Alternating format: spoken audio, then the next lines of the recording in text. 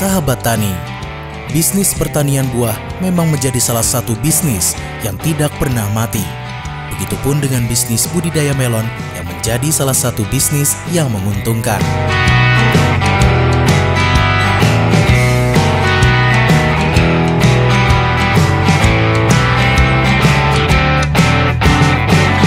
Untuk memulai bisnis budidaya melon ini tidak sulit, bisa dimulai dengan mudah dengan modal yang kecil.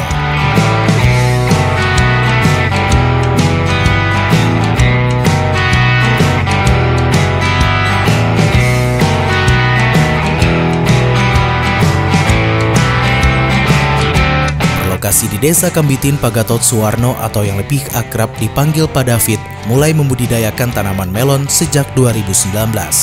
Sebelum berpindah ke melon, Pak Suwarno sudah bermain di bidang hortikultura untuk sayur-sayuran. Nama saya, nama lengkapnya Gatot Suwarno, umur 64, dengan panggilan Bapak David lebih akrab gitu ya. Memang saya sebelum budidaya melon, saya petani horti untuk sayur-sayur. Dulu lengkap, mulai bayam, kangkung, sawi, dan selanjutnya. Saya lengkap, akhirnya saya lari ke buah melon. Karena cari pasar yang uangnya itu paling enak, sekali lelang bayar cash. Kalau kita nanam sayur kecil-kecil, uangnya nggak bisa terkumpul gitu aja. Akhirnya saya cari pasar yang enak, uangnya cash, akhirnya lari ke melon. Saya lari ke melon tahun 2019.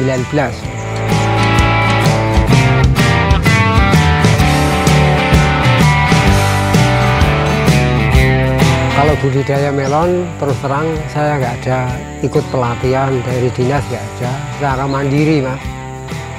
Tumbuh dari hati nurani saya sendiri.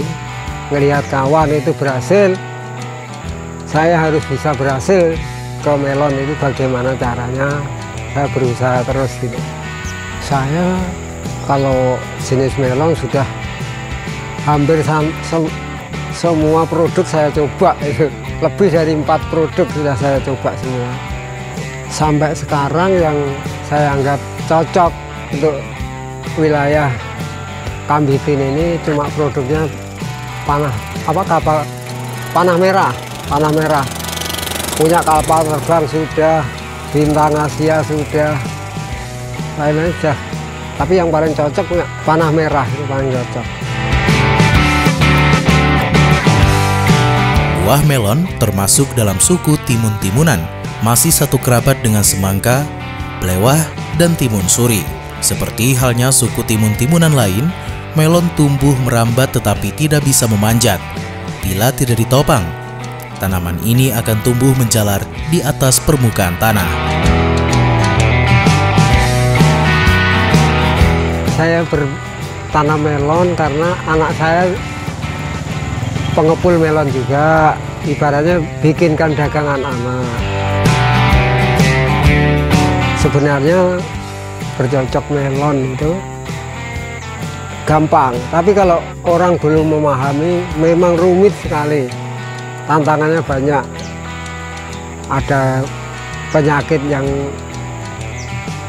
susah ditanggulangi gitu, seperti keriting, seperti bercak daun, berapa itu kalau belum paham memang susah, Pak.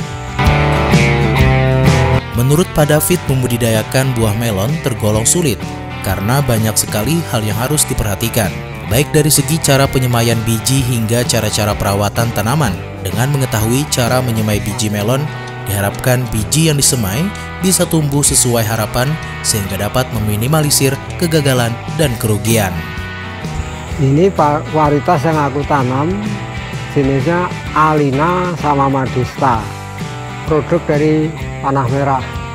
Media untuk pembibitan diusahakan cari tanah yang bagus, yang gembur, ibaratnya kesuburannya ada, biar bibit itu mulai tumbuh awal itu udah sehat ya. Nggak usah dicampur pakai pupuk usahakan cari tanah yang subur gitu aja. nggak usah dikasih pupuk kandang, nggak usah apa. Nanti kalau kebanyakan pupuk dia tidak mau hidup, akhirnya mati, hangit atau kebakar gitu. Sebelum pindah tanam ke polybag, bibit melon direndam dengan air hangat selama 1 malam, lalu diangkat dan dikeringkan selama 24 jam. Setelah seminggu kemudian, bibit melon baru bisa dipindahkan ke lahan. Ya tiap hari dikontrol, pagi kontrol, sore dikontrol. Mungkin kurang air atau kurang basah dalam polybag, bisa ditambah, dikocor pakai air putih aja. Gak ada usah pakai insek, fungi, pupuk, gak ada usah, air putih aja cukup. Ini sangat perlu. Untuk naungan kita memerlukan paranet. Kalau bisa jangan pakai terpal, usahakan pakai paranet. Karena udara yang masuk ke pembibitan itu bebas, panas berkurang. Tapi kalau pakai terpal, udara nggak bisa masuk, panasnya ibaratnya terlalu rimbun. Akhirnya batang yang ada di pembibitan ini nggak bisa keker, bisa cuma panjang, kecil, panjang gitu aja. Tapi kalau pakai paranet, masih ada panas masuk, udara masuk, bagus hasilnya. Usaha pengendalian dan pemberantasan hama dan penyakit termasuk faktor yang sangat penting dalam usaha budidaya di bidang pertanian. Tanaman melon tidak lepas dari kendala hama dan penyakit. Sebagaimana jenis tanaman lainnya, serangan hama dan penyakit yang berat dapat menurunkan produksi, bahkan dapat menggagalkan panen. Oleh karena itu, usaha pengendalian dan pemberantasan hama dan penyakit pada usaha budidaya harus mendapat perhatian secara khusus. Asal bukan itu dari bencana alam, saya masih siap untuk menanggulangi ibaratnya kegagalan. Karena apa? Petani tiap hari kan memahami tanaman ini minta apa, kekurangannya apa, itu kan pasti memahami. Jadi sebelum ada kendala serangan apa harus dicegah dulu. Maka selama saya 4 tahun belum pernah gagal total gitu, belum pernah. Suhu rata-rata yang cocok untuk budidaya melon berkisar 25 sampai 30 Celcius. Dengan curah hujan 1.500 sampai 2.500 mm per tahun. Kualitas buah melon akan semakin baik apabila terdapat perbedaan suhu siang dan malam cukup signifikan. Yang rata-rata dibikin 2 buah aja. Maka kan ada yang bisa besar, ada yang enggak. Bikin rata-rata 3 kilo gitu aja, Mas. Tapi kalau menurut hitungan yang pas ya hitung 2 kilo per pohon gitu aja. Yang 1 kilo itu ekstranya aja untuk bonus.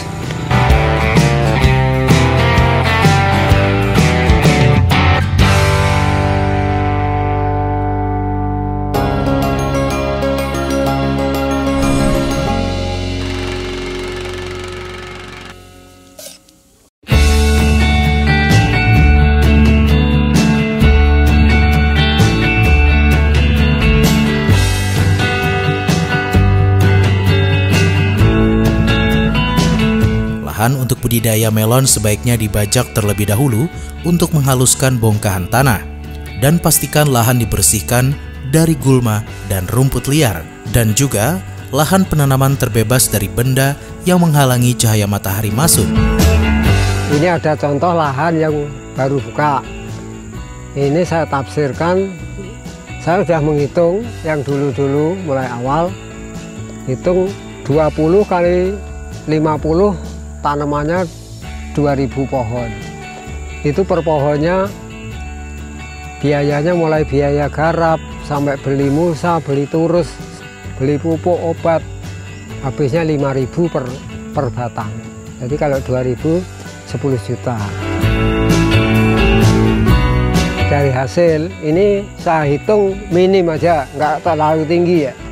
Kita kalikan 2. Jadi per pohon kita kalikan hasil 2 kilo aja.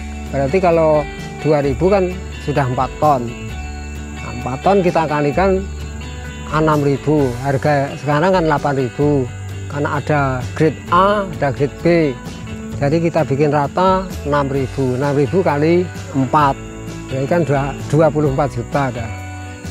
Kita ambil modalnya 10 juta, berarti masih ada sisa 14 juta.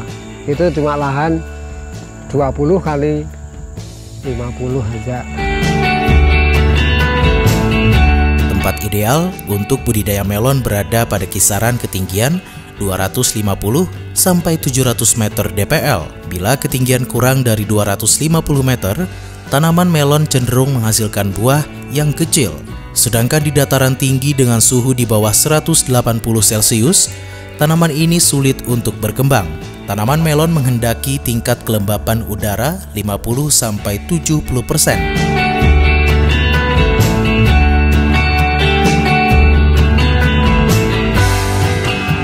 Ya, sebelum kita tutup pakai mulsa, kita hamburi pupuk kandang, kapur, atau TSP, kalau ada, nggak ada CSP atau Ponska.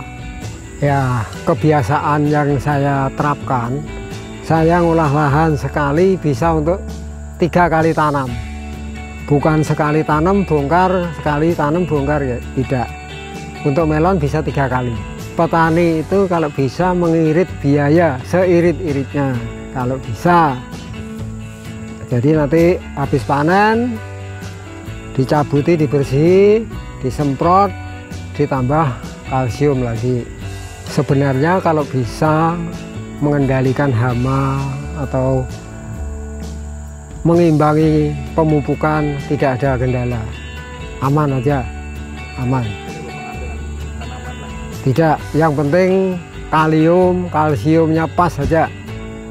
Kuncinya melon itu kalium dan kalsiumnya harus. Nah, persiapannya pakai CSP atau TSP, pakai disemprot pakai M21, kapur, pupuk kandang. Dengan luas lahan 50 x 50, Pak Suwarno atau yang akrab dipanggil Pak David menanam melon sebanyak 2000 pohon. Pak David menggunakan lahan dengan ukuran bedengan 1 meter dengan panjang 20 meter dan jarak tanam 60 cm. Kalau yang saya tanam ini kurang lebih 2000 pohon. Luas lahan 50 x 50. 2000 aja karena ini tanam di tengah. Nah, standarnya kan seperti ini, 20 x 50 itu 2000.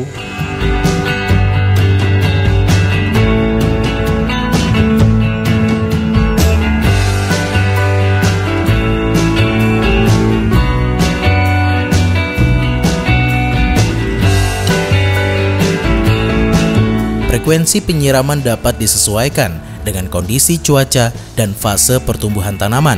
Penyiraman idealnya dilakukan 2 kali sehari atau pada saat media tanam terlihat kering. Namun, pada saat cuaca sangat terik, penyiraman dapat dilakukan 3 kali sehari. Dan pada cuaca mendung, cukup 1 kali dalam sehari. Kalau penyiraman kadang tentu, ini cuma selama 2 bulan ini aku cuma nyiram sekali. Karena curah hujan cukup aja, belakangan minggu-minggu ini aja yang gak ada hujan gitu.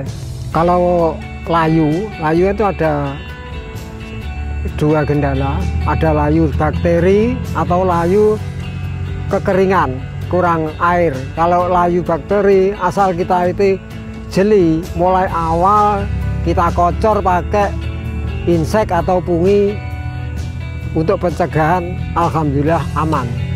Untuk perawatan mulai awal dari pindah tanam seminggu kita lakukan pemupukan.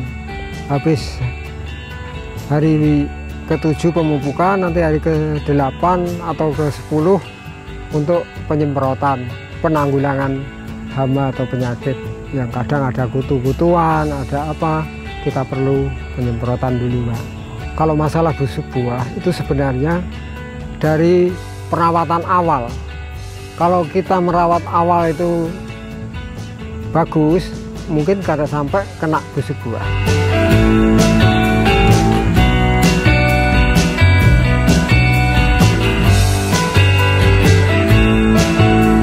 Alhamdulillah saya bisa membesarkan anak-anak, mulai yang besar dulu kuliah sampai S1, dan sekarang jadi pengepul melon. Yang ini yang kedua lulus STM, sekarang dikerja di Tenggarong, di Buma Tenggarong. Untungnya bisa membesarkan anak-anak.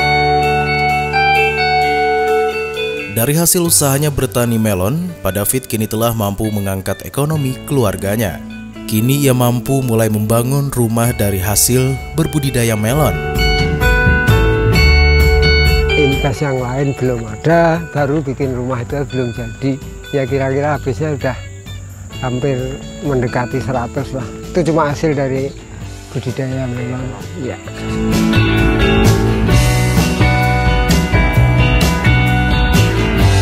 Kunci sukses Pak David dalam berusaha adalah pantang menyerah dan tidak pernah takut akan kegagalan. Menurutnya kegagalan adalah jalan menuju kesuksesan. Tidak ada kesuksesan tanpa kegagalan. Tetap saksikan program Habar Tani setiap Senin pukul 8 malam hanya di TV Tabalong.